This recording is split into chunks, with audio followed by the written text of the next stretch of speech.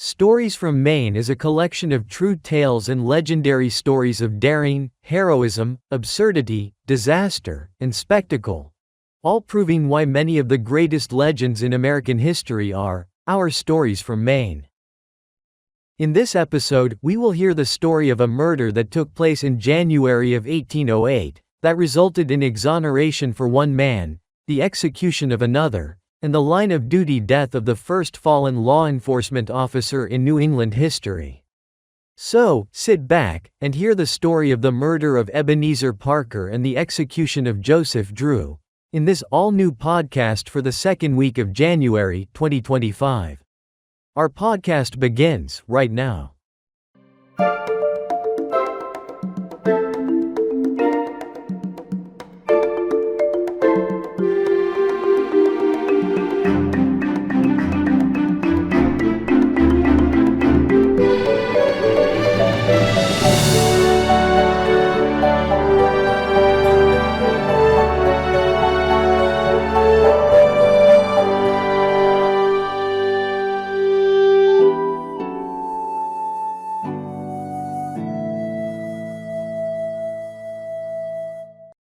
This is the Stories from Maine podcast for the second week of January 2025.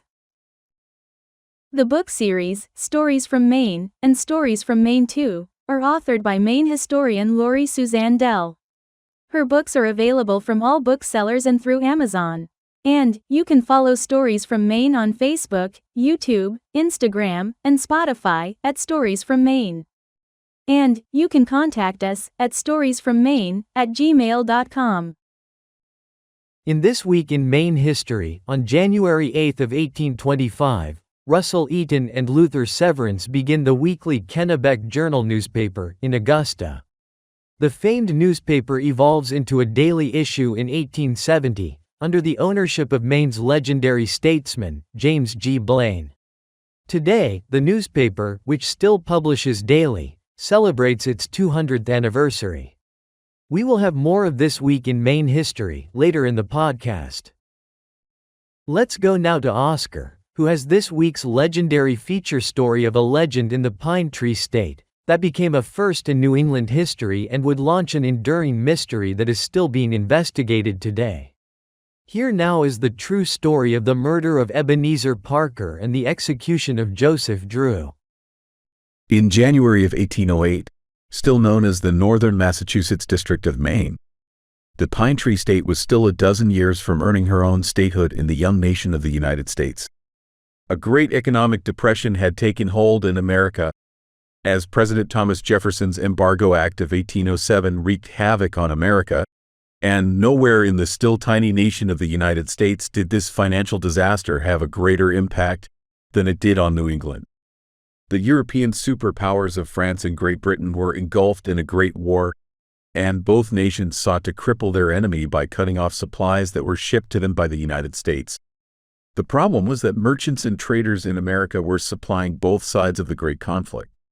And as the war raged on, England wanted to starve off France, just as much as France wanted to see England denied of their American supplies.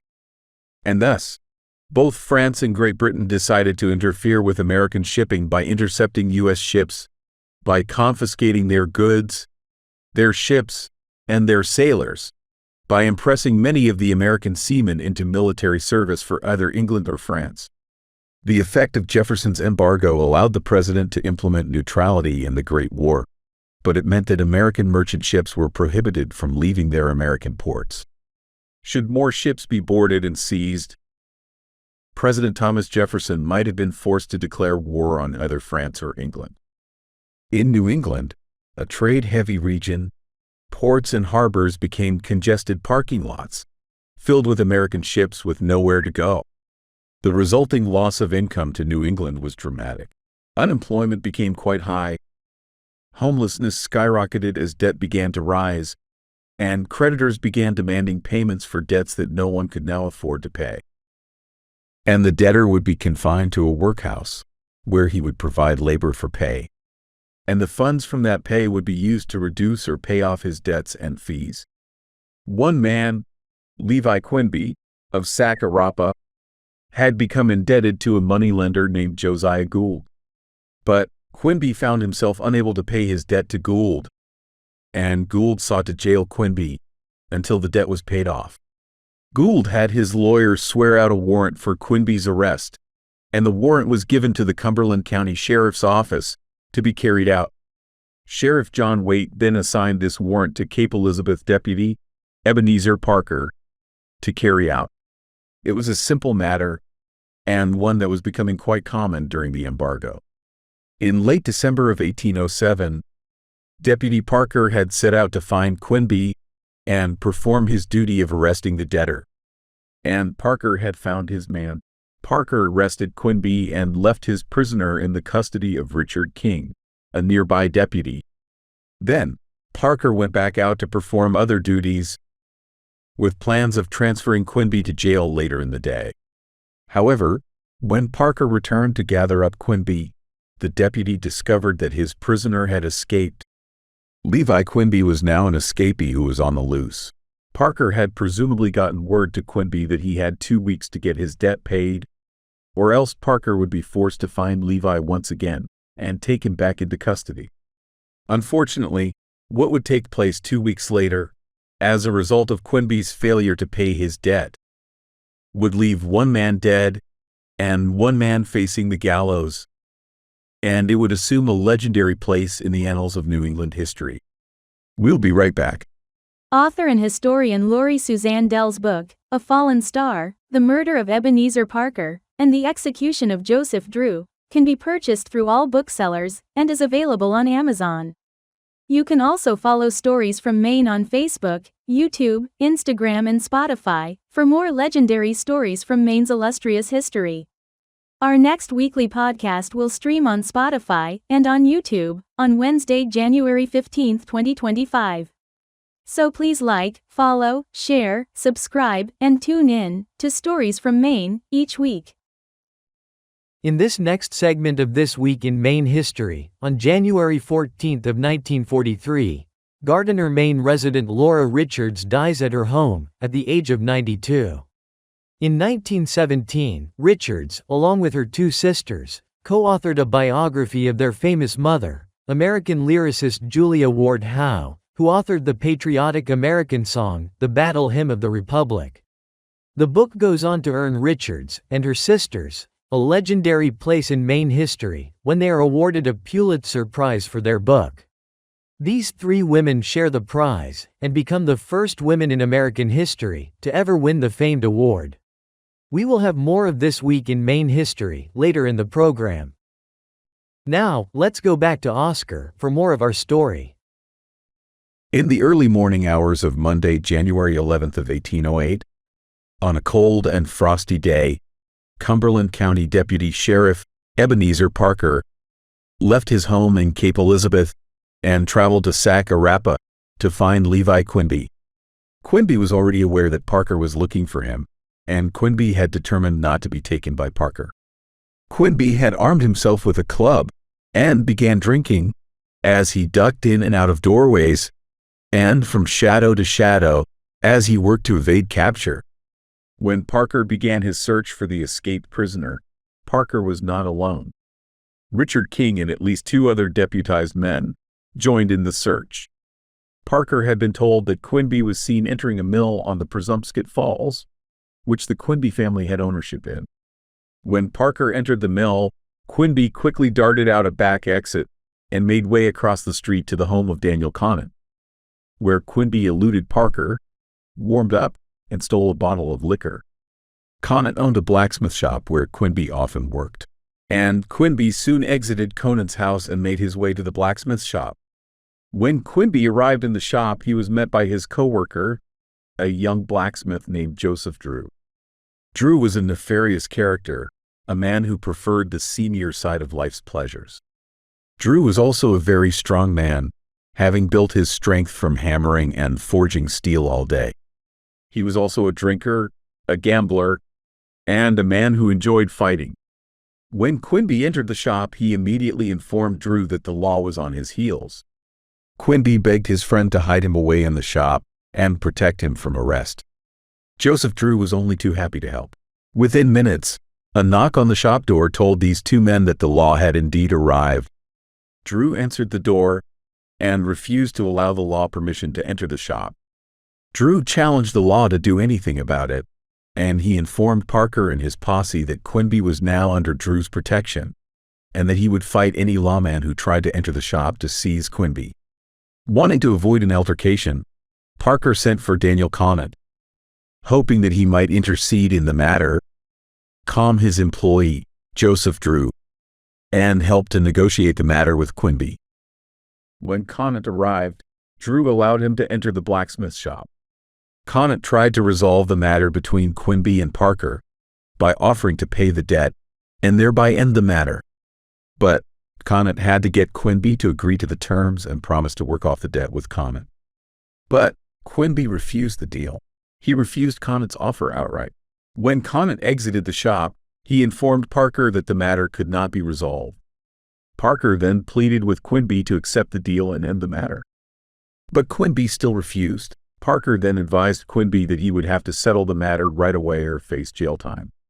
While the lawman waited on the outside walkway leading to the side door of the shop, Joseph Drew began yelling, warning the lawman that he was growing angry and reiterating that he would not allow the arrest of his friend. But Parker stood firm and told Drew that Quimby would have to face his responsibilities. Joseph Drew then opened the side door and stepped out onto the walkway. Drew was holding a long-handled sledgehammer, and he warned that any man stepping forward would be killed on the spot. Parker and his posse tried to reason with the formidable blacksmith, but Drew only grew more enraged. His threats became more loud and more threatening. Finally, Parker moved forward toward the open door, and Joseph Drew snapped. Drew began swinging his sledgehammer at the deputies, and when the hammer slipped from his hand, it flew through the air and hit Richard King in the chest. Drew's hands were now empty, yet he continued to rage against the deputies. Standing inside by the hot blacksmith's forge, Quimby saw that Drew's hands were empty. Quimby then reached down and lifted a pitchfork handle and threw it through the open door of the shop, and the solid oak handle landed at Drew's feet. Drew quickly reached down and took hold of the weapon, just as deputies reached toward Drew. Drew then swung at Parker and missed, but he rapidly reached around and swung again, this time hitting Deputy Ebenezer Parker at the back of his shoulders. Parker fell to the ground, and Drew swung back over his head and swung again. This time, Drew laid the solid oak handle into the skull of the fallen lawman. Parker fell into unconsciousness as the other deputies stepped back. Drew then loudly told the deputies to pick up their dead lawman and leave the premises. And with that, Drew turned and re-entered the blacksmith shop, slamming the door behind him. Up next, deputies fight to arrest both Joseph Drew and Levi Quimby, while Richard King struggles to save the life of Ebenezer Parker. We'll be right back. Author and historian Laurie Suzanne Dell's book, A Fallen Star, The Murder of Ebenezer Parker, and the Execution of Joseph Drew, can be purchased through all booksellers and is available on Amazon. You can also follow Stories from Maine on Facebook, YouTube, Instagram, and Spotify for more legendary stories from Maine's illustrious history. Our next weekly podcast will stream on Spotify and on YouTube on Wednesday, January 15, 2025. So please like, follow, share, subscribe, and tune in to Stories from Maine each week. In our next This Week in Maine History, on January 14 of 1730, William Whipple is born at Kittery, in what was then the northern Maine province of Massachusetts. Whipple, who became a ship's captain by the young age of 21, goes on to become active in the colonial resistance to the tyranny of Great Britain over the colonies. He enters politics and is soon elected to the new Continental Congress, where he votes to secede from Great Britain. Whipple would go on to sign America's birth certificate when he scribes his signature upon the Declaration of Independence. Maine's own William Whipple can be seen in the famous painting of the signing of the Declaration of Independence by famed artist John Trumbull. Now, let's go back to Oscar for more of our feature story. While Joseph Drew hid away in the blacksmith's shop, he yelled and cursed at the deputies and dared them to come and take him. But the deputies were not listening, Instead, they were lifting Ebenezer Parker from the ground and hurriedly carried him off to a nearby public house, where they found a place to lie him down while they summoned a doctor. Parker was still unconscious, and he was bleeding profusely from the large and gaping head wound inflicted upon him by Joseph Drew. Richard King and his remaining deputies debated their next moves. It was clear that Parker needed a doctor as soon as possible. But it was also obvious that something had to be done about Joseph Drew and Levi Quinby. Since no doctor could be located in town, it was decided that King would rush his fallen friend to see the nearest doctor, Jeremiah Barker, whose office and home was just a few miles away in the village of Stroudwater. Quickly, the men loaded Deputy Parker into a wagon, and King began a race to save the life of his friend. Meanwhile, the remaining deputies employed other strong and able men and set about to capture both Joseph Drew and Levi Quinby. Richard King whipped up the horses of his wagon to run as fast as he could push them. Over rut-strewn dirt lanes, over hills, and snow-covered roads, it took nearly half an hour to reach Dr. Barker's office. Fortunately, the physician was home, and Dr. Barker immediately assessed Ebenezer Parker. It was clear to Barker that Ebenezer's injury was severe. Barker did what he could to help control the loss of blood from Parker's head wound. But the doctor quickly admitted that the needs of Parker's wound was far beyond his medical abilities. Dr. Barker told Richard King that there was only one man, one physician, who had the knowledge and experience to treat Deputy Parker. And that man was Dr. Nathaniel Coffin. But Coffin's office was located on King Street in the Old Port of Portland, another 30 minutes hard ride from Stroudwater. King wasted little time. He climbed back up on the wagon and turned the horses for another race to save Ebenezer Parker's life. It was a cold and frosty January day. Ice, snow, and a few hills, plus a long road, still lie ahead. When King pulled up to Dr. Coffin's office, at the corner of King and Middle Streets in Portland, Parker had still not regained consciousness. Coffin and King carried Parker into the doctor's office, where Coffin began to treat the fallen deputy. Meanwhile, Joseph Drew had been yelling from the windows of the blacksmith shop, taunting deputies to try and take him alive. Drew threatened to kill any lawman who tried to enter the shop. But the posse had grown, and these deputized men soon rushed the shop. Joseph Drew was fought off and finally taken into custody, while his protectee, Levi Quinby, was said to have cowered in a corner of the blacksmith's shop. Soon, Joseph Drew and Levi Quinby were both placed in shackles and transferred to the Cumberland County Jail in Portland, just a few streets from where Deputy Parker lay fighting for his life. Meanwhile, Dr. Coffin had determined that Parker's skull had been fractured during the melee with Drew, and the blow left a depression 2 inches deep in Parker's head. Dr. Coffin fiend Parker's wound by opening a hole in his skull to relieve the pressure placed on his brain by the swelling and blood loss. Then, Coffin bandaged Parker's wound and let him rest. Meanwhile, Richard King quickly rode to the ferry at the end of King Street and rode across Portland Harbor to Cape Elizabeth. From there, King made his way just a short distance to the home of Ebenezer Parker.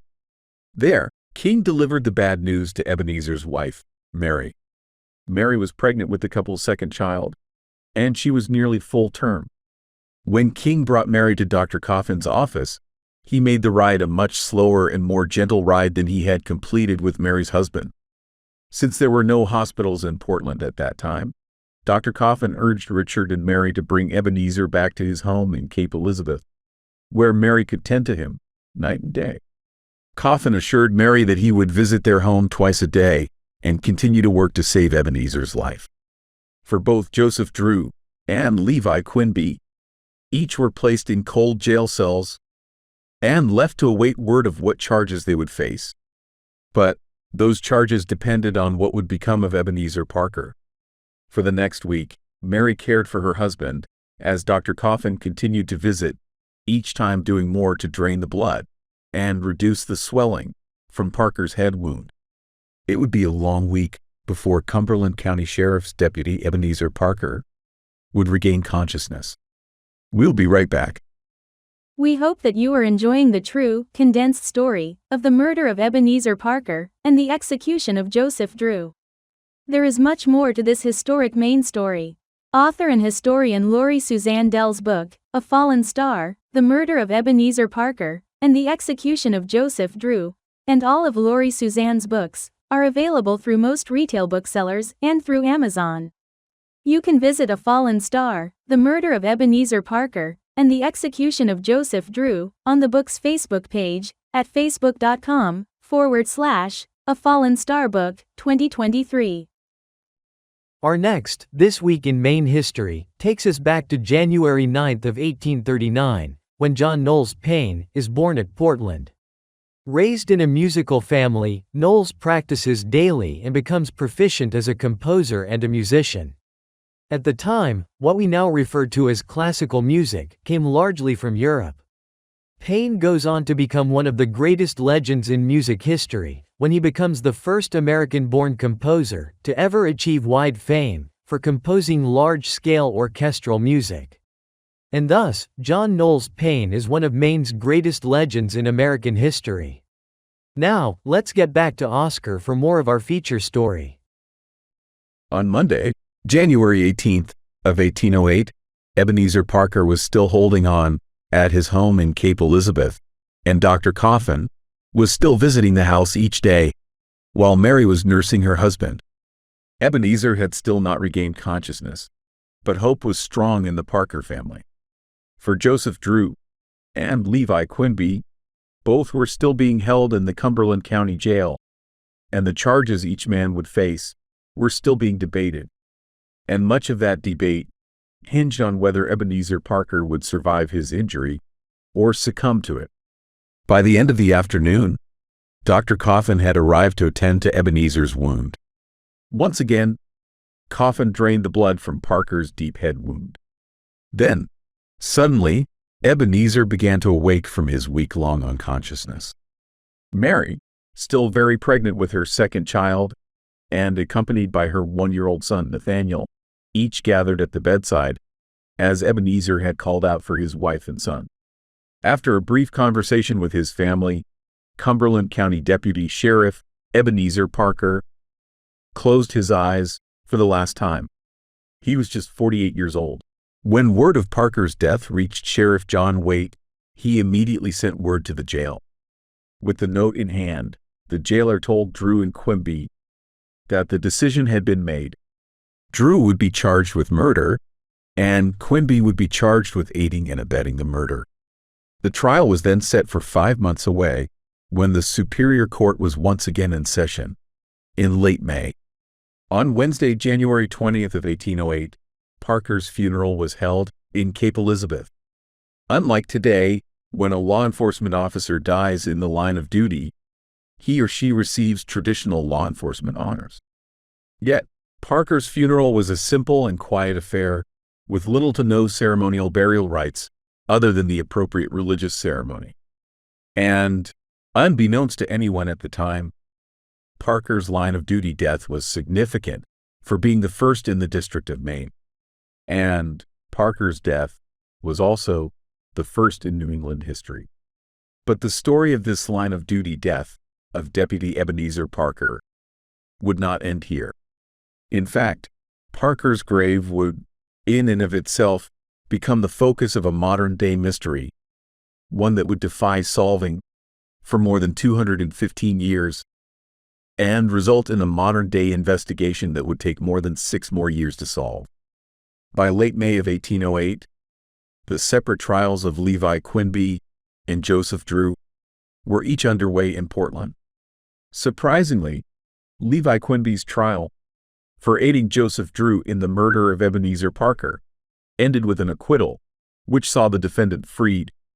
However, the trial of Joseph Drew would end with a guilty verdict, guilty of murder, with malice aforethought. The sentence delivered was execution by hanging. Quinby, now the butt of jokes and local consternation, soon left Sac-a-Rapa and resettled in Bangor. But Joseph Drew was back in jail, awaiting his date of execution, which was set for July 21st of 1808. His pleas for the commutation of his sentence to life in prison was soon denied by Massachusetts Governor James Sullivan, and a gallows was immediately built at the top of Munjoy Hill, next to the newly built Portland Observatory. On the day of the execution, Drew was marched on foot to the top of the hill and hung by Cumberland County Sheriff John Waite in front of thousands of onlookers. Drew's warm body was quickly buried in an unmarked grave at the Eastern Cemetery, located at the bottom of the very hill where Drew met his maker. Drew would be the third and last execution ever to take place in Portland. When we come back, we will have the conclusion of our story. We hope you are enjoying this condensed podcast story. But there is much, much more. Lori Suzanne Dell's book, A Fallen Star, The Murder of Ebenezer Parker, and the Execution of Joseph Drew, as well as Dell's Stories from Maine books, and all of her books, are available in hardcover, paperback, and Kindle on Amazon. Follow Stories from Maine on Facebook, Instagram, YouTube, and Spotify for more of our history of Maine. We here at Stories from Maine thank you for listening to our podcast. Let us know what you think. Email us at storiesfrommaine@gmail.com and let us know your thoughts on our podcasts, share your suggestions, and take part in helping us improve the quality and content of our show. Again, that's storiesfrommaine@gmail.com. Now, back to Oscar for the conclusion of our story. By 2002, more than 194 years after Cumberland County Deputy Sheriff Ebenezer Parker's murder, a national effort was underway to honor the thousands of nearly forgotten law enforcement officers who each gave their lives in the line of duty while serving their nation and their communities. The effort to create the National Law Enforcement Memorial in Washington, D.C. would also help to create memorials in the states of the nation as well. For this effort, an exact list of the fallen was to be created, and each grave was to be located for annual remembrance ceremonies. In April of 2002, a memorandum was created by the Maine Department of Public Safety, instructing all Maine law enforcement agencies who had line-of-duty deaths in their history to compile information on the fallen officers and to locate the graves of each officer. Nearly every fallen officer was soon identified and each grave located. However, the one grave that remained missing and the true facts of his death were still lost to time. And this lawman was Maine and New England's first fallen law enforcement officer, Deputy Sheriff Ebenezer Parker. For years, law enforcement agencies and their officers, as well as historians and citizens, worked to locate the grave and true history of Ebenezer Parker. Sadly, no grave could be located for Parker, and Parker's story was still mired in the confusion of inaccuracies and lost records. Then, in May of 2019, author and historian Lori Suzanne Dell signed on to assist Cumberland County Sheriff Kevin Joyce, and she began a historian's inquest into the life, death, and burial of Ebenezer Parker. By the fall of 2021, Dell had located a seemingly empty stretch of ground in the Mount Pleasant Cemetery in South Portland, Maine. The area had originally been a portion of Cape Elizabeth. No records could be found to pinpoint Parker's grave, but through the use of genealogy, Dell was able to theorize that Ebenezer Parker was likely buried in this 90-foot section identified by the late historian Everett Stackpole as the Long Parker Lot. By December of 2022, Sheriff Joyce had arranged for a ground-penetrating radar scan to be performed over the seemingly vacant stretch of the cemetery. What was discovered was scientific evidence that a number of graves were indeed present. Moreover, there appeared to be what looked like evidence of gravestones laying over the graves. But these potential stones were deep under the soil, victims of an 1874 effort to level off the rut-strewn landscape of the cemetery, thus raising the amount of soil over the tops of these potential headstones. Should these headstones be unearthed, each tablet would likely identify the occupant of the grave. And thus, by the spring of 2024, An effort was made to locate the stones by probing and scraping back the layers of soil that hid the evidence. Unfortunately, the dig to find Ebenezer proved unfruitful. However, the effort still continues to this day, with the possibility of another dig to be performed. So, the search for the grave of the first fallen law enforcement officer to die in the line of duty in both Maine and New England still continues to this day, over 217 years later.